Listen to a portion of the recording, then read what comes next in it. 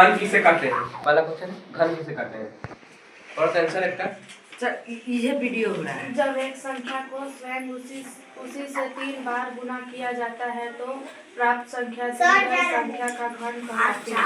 देखो यहाँ जब एक संख्या को स्वयं उसी संख्या से गुना करते हैं, स्वयं उसी से कितना गुना करते हैं? 3 बार। जब एक संख्या को स्वयं उसी संख्या से 3 बार गुना किया जाता है तो जो प्राप्त संख्या होता है उस संख्या क्या होता है? उस संख्या का घन कहलाता है। जैसे यहाँ देखो 6, इसको बोलते हैं 6 क्यूब।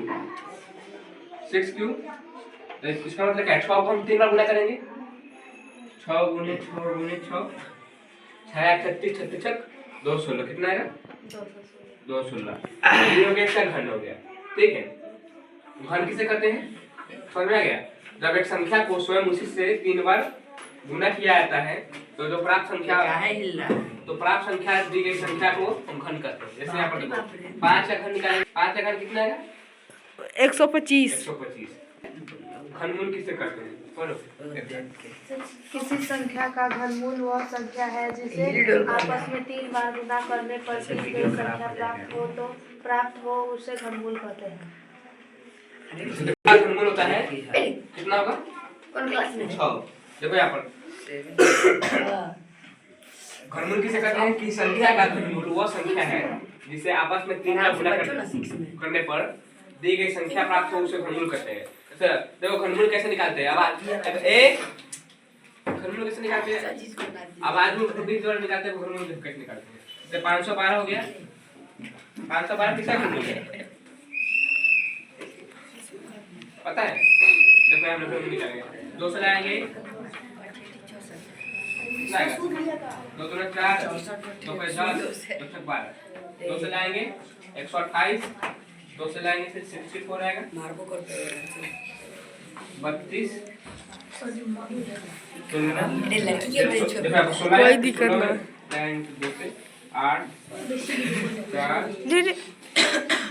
4 निकालेंगे। अब आज द्वारा कितना आएगा?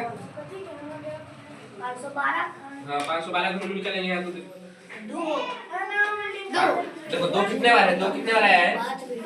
3 तो 5 तो 7 3 64 16 कितने? 3 तो 5 तो 7 के साथ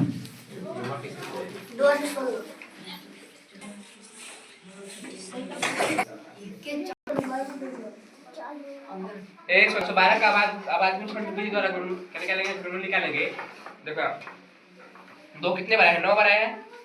3 बार तो 5 तो 7 2 9।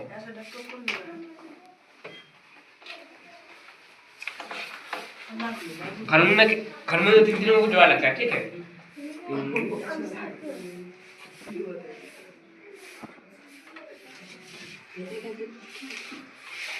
देखो घनमूल में कितने को जोड़ा लगता है? 3 को।